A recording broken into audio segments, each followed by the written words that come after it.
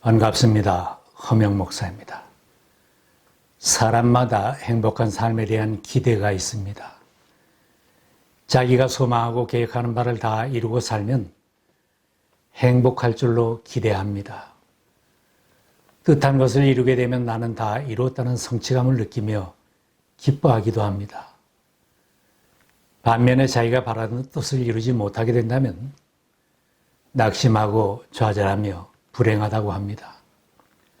세상에 많은 업적과 이름을 남기고 성공했다고 하는 사람들 중에도 행복감은 느끼지 못하는 사람들도 있습니다.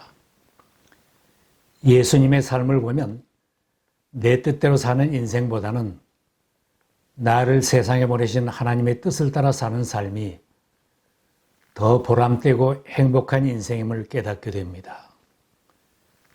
세상에 오신 예수님은 자기의 뜻을 이루며 세상을 사신 것이 아니었습니다.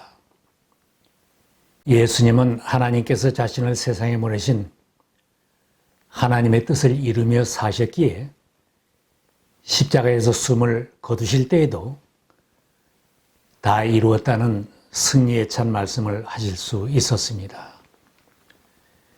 예수께서 제자들에게도 말씀하셨습니다. 내가 하늘로서 내려온 것은 내 뜻을 행하려 함이 아니요 나를 보내신 이의 뜻을 행하려 함이니라. 주님은 말씀처럼 생애를 통하여 하나님의 뜻을 순종하며 사셨습니다. 십자가의 고통스러운 죽음은 피하고 싶었지만 기도하시면서 생애의 마지막 순간까지 하나님의 뜻을 따라 인류 구원의 사명을 완수하셨습니다. 아버지, 만일 아버지의 뜻이면 내게서 이 잔을 거두어 주십시오. 그러나 내 뜻대로 되게 하지 마시고 아버지의 뜻대로 되게 하여 주십시오. 세상에 보낸 우리들도 하나님의 뜻을 따라 살아야 할 특별한 존재들임을 말씀하십니다. 성경은 하나님께서 우리를 예정하시고 선택하시어 자녀로 삼아 주셨다고 말씀합니다. 하나님은 하나님의 기뻐하시는 뜻을 따라 예수 그리스도를 통하여 우리를 하나님의 자녀로 삼으시기로 예정하신 것입니다. 아버지께서 우리에게 얼마나 큰 사랑을 베푸셨는지를 생각해 보십시오. 하나님께서 우리를 자녀라 일컬어 주셨으니 우리는 하나님의 자녀입니다. 예수를 구주로 영접한 우리를 자녀 삼아 주시고 사랑하시는 것은 큰 은혜입니다. 하나님은 자녀가 된 우리들에게도 행복한 삶을 위하여 특별한 기대를 가지고 계십니다. 우리는 하나님의 작품입니다. 선한 일을 하게 하시려고 하나님께서 그리스도 예수 안에서 우리를 만드셨습니다. 하나님께서 이렇게 미리 준비하신 것은 우리가 선한 일을 하며 살아가게 하려는 것입니다.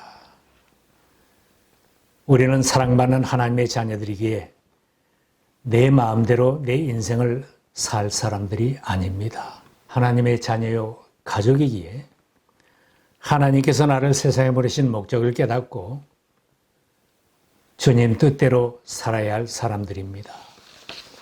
예수님이 전도하시는 현장으로 그의 어머니와 동생들이 찾아왔을 때 말씀하셨습니다.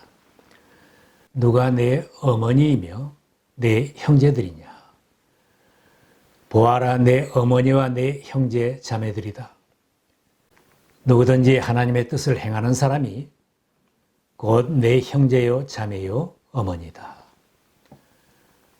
함께 살고 있어도 믿지 않는 육신의 가족보다는 예수님을 믿고 말씀을 들으며 전도 현장에 주님과 동행하는 제자들이 예수님의 가족이라는 말씀입니다. 오늘 우리들이 예수님 앞에 선다면 너는 내 가족이다, 내 자녀다 인정을 받을 수 있어야 마땅한 것입니다. 주님은 천국문에 들어설 수 있는 기준을 말씀하셨습니다. 나더러 주님, 주님 하는 사람이라고 해서 다 하늘나라에 들어가는 것이 아니다. 하늘에 계신 내 아버지의 뜻을 행하는 사람이 들어간다. 주님으로부터 나는 너를 도무지 알지 못한다. 불법을 행하는 자들아 내게서 물러가라. 이런 난감한 말씀을 듣게 된다면 참으로 안타까운 일입니다. 우리 몸을 거룩하게 하나님께 산 제물로 드리며 하나님의 뜻을 분별하며 사는 것이 행복한 삶의 길입니다.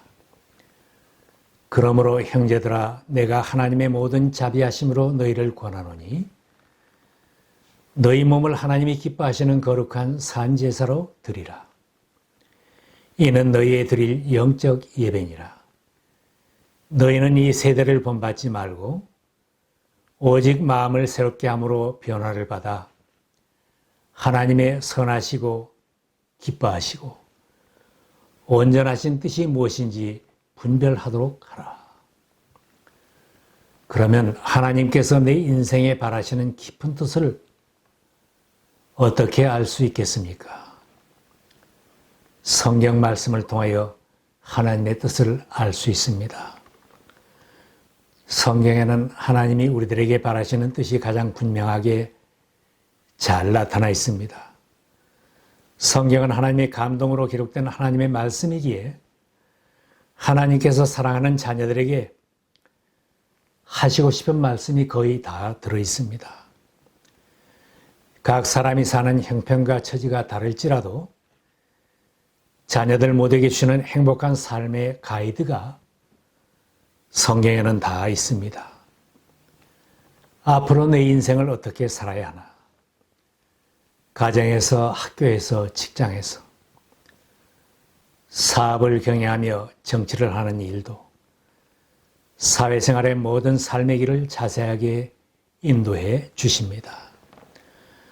성경은 하나님의 사람으로 온전케 하며 모든 선한 일을 행하기에 온전케 하려 함이니라. 성경이 나를 성공하는 길로 인도해도 그 가이드를 내가 받지 않고 내 마음대로 살려고 하니 넘어지기도 하고 실패를 경험하는 것입니다. 그러나 성경 말씀을 나의 삶에 적용하며 사는 사람은 간증이 있고 내 인생 행복하다고 노래하는 새로운 삶을 살게 됩니다. 성경은 누구든지 읽으면 다 이해할 수 있기에 내가 이해하고 아는 대로 순종하기만 하면 복을 받습니다. 하나님의 뜻이라고 분명하게 알았어도 내가 순종하지 않고 거역하며 살려고 하니 화를 당하기도 하고 사는 동안 하나님을 기쁘시게 해드리지 못하는 것입니다. 하나님의 뜻을 알면서도 거역하며 사는 것이 고민이 된다고 말하는 사람도 있습니다. 나를 괴롭게 하는 것은 성경 가운데 모르는 부분이 아니라 내가 잘 아는 부분이다. 야고보서에도 깨우쳐 줍니다. 너희가 도리어 말하기를 주의 뜻이면 우리가 살기도 하고 이것저것을 하리라 할 것이오늘 이제 너희가 허탄한 자랑을 자랑하니 이러한 자랑은 다 악한 것이니라. 이러므로 사람이 선을 행할 줄 알고도 행치 아니하면 죄니라. 가장 중요한 하나님의 뜻은 구주로 오신 예수님을 잘 믿어 영생을 얻는 것입니다. 예수님의 말씀을 통해 하나님의 소원을 분명히 알 수 있습니다. 내 아버지의 뜻은 아들을 보고 믿는 자마다 영생을 얻는 것이니 마지막 날에 내가 이를 다시 살리리라. 하나님께서 보내신 이를 믿는 것이 곧 하나님의 일이다. 예수를 구주로 영접하고 자녀된 우리는 한 사람도 낙오되지 않고 다 천국문에 들어가고 마지막 날에는 부활에 참여하는 신앙 성공자가 되는 것이 하나님 아버지의 뜻입니다. 세상에서는 성공했다 자랑하며 살아도 천국에서 잃은 자가 된다면 가장 불행한 인생입니다. 낙오하지 말고 잃은 자가 되지 말고 천국에서 만나는 하나님의 가족이 되도록 잘 믿어야 합니다. 더 적극적으로 이 세상에 나를 보내신 하나님의 뜻을 깨닫고 하나님의 소원을 이루어드리는 하나님의 사람으로 살아야 합니다. 하나님은 우리들 각자를 세상에 보내실 때 목적을 두고 보내셨습니다. 나를 세상에 보내신 목적을 분명히 깨닫고 하나님의 뜻대로 사는 사람이 행복한 사람입니다. 하나님은 우리들이 기뻐하며 감사하며 기도하며 행복하게 살기를 바라십니다. 항상 기뻐하라, 쉬지 말고 기도하라, 범사에 감사하라. 이는 그리스도 예수 안에서 너희를 향하신 하나님의 뜻이니라. 우리가 잘 믿어서 영생을 얻고 천국에 들어가야 하지만 이 땅에 사는 날 동안도 날마다 삶의 현장에서 행복하게 사는 것이 하나님의 소원입니다. 그래서 모든 생활에서 환경과 상황을 초월하여 항상 기쁘게 살기를 바라십니다. 내 형편과 환경이 이렇게 어려운데 어떻게 웃음이 나오고 기뻐할 수 있겠는가? 주변 사람들이 나를 괴롭히고 경제적으로도 고통을 받는데 어떻게 기쁠 수가 있는가? 혹 환경은 이처럼 어렵다고 해도 날마다 전능하신 하나님 아버지를 모시고 사는 사람은 그런 중에도 기쁨을 잃지 않고 감사하며 살 수 있습니다. 환난을 당하고 고통스러운 중에도 기도하는 신앙인은 행복을 잃지 않습니다. 초대교회 성도들이 처한 환경은 울고 싶고 죽고 싶다고 할 정도로 고통을 받았지만 저들은 예수를 믿는 믿음 안에서 감사하며 기뻐하는 삶이었습니다. 사도 바울은 선교 현장의 감옥 깊은 곳에 갇혀 있으면서도 성도들에게 기뻐하라고 편지를 썼습니다. 주님 안에서 항상 기뻐하십시오. 다시 말합니다. 기뻐하십시오. 하나님은 우리들이 쉬지 말고 기도하며 하나님과 교제하며 사는 것을 더 기뻐하십니다. 기도는 하나님과 성도들의 만남이고 대화입니다. 기도는 하나님께서 자녀들에게 복을 보내주는 파이프라인과 같습니다. 하나님은 사랑하는 자녀들에게 좋은 것을 주시지만 기도를 통하여 주시기를 더 좋아하십니다. 그러므로 힘든 시절에도 낙심하지 않고 기도하기를 힘쓰고 하나님과 교제하면 하나님의 놀라운 축복을 체험하게 됩니다. 하나님은 모든 일에 감사하며 살기를 바라십니다.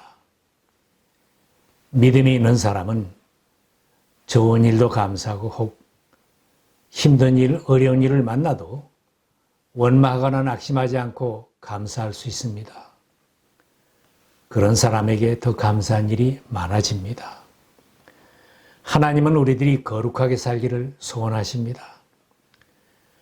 하나님은 자녀들의 삶이 거룩하기를 바라십니다. 나는 너희 하나님이 되려고 너희를 이집트 땅에서 데리고 나온 주다. 내가 거룩하니 너희도 거룩하게 되어야 한다. 오늘날 세상은 날마다 음란하게 변해가고 있습니다. 법이 바뀌고 도덕 기준이 바뀌어져도 하나님은 변함이 없고 하나님의 거룩하심은 변함이 없습니다. 성공하고 부자가 되고 유명해져야 행복할 것이라는 세상적인 기대는 실망을 안겨줄 것입니다.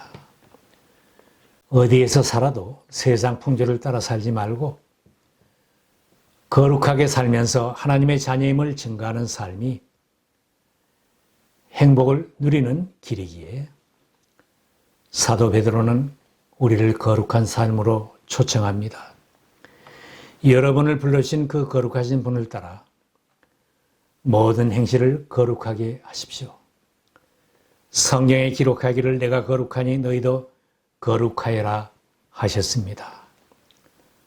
사도 바울도 권면합니다. 하나님의 뜻은 이것이니 너희의 거룩함이라. 곧 음란을 버리고 거룩함과 존귀함으로 자기 아내를 취할 줄 알고 하나님을 모르는 이방인과 같이 세욕을 쫓지 말라. 음란하고 패역한 세상에 살고 있어도 주님 다시 만날 때까지 점도 없고 흠도 없이 사는 하나님의 자녀들이 영생을 누리는 복된 인생입니다. 이 세상도 그 정욕도 지나가되 오직 하나님의 뜻대로 행하는 이는 영원히 거하느니라. 죽기까지 순종하여 하나님 보좌 우편에 앉으신 우리 주님의 발자취를 따라서 하나님의 뜻대로 살고 천국 아버지 집에서 영생을 누리는 인생 승리자들이 다 되시기를 바랍니다. 다윗이 기도한 것처럼 우리도 늘 이 기도를 드리며 하나님의 뜻을 이루는 복된 삶이 되시기를 바랍니다. 주님은 나의 하나님이시니 주님의 뜻을 따라 사는 길을 가르쳐 주십시오.